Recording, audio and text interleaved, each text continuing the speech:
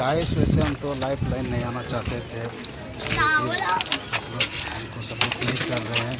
तब पर भी आज संडे का दिन था, छुट्टी था, तो हम लोग इधर समुंदर बहुत बड़ा जहाज है ना, ये सब जहाज पूरा समुंदर में है और समुंदर घूमने के रास्ते हम लोग आए थे और बहुत अच्छा लगा घूम के, क्योंकि हम पहली बार इधर आए थे। ये देखिए गाइस, ये सब पूरा टोटल जहाज है, उधर घुमाने के लिए भी लेके जाता है, वहाँ से उधर से जाने का रास्ता है, अंदर जा सकते हैं। 100 रुपये, 200 रुपये, 300 रुपये, 1000 का भी टिकट है, सबको मिलता है गैस, ठीक है। कोई भी आम आदमी जा सकता है, पैसे लगते हैं जाने का। हम लाइफ लाइन नहीं आना चाहते थे, लेकिन माना नहीं गया आप लोग का प्यार देख के। जय हिंद।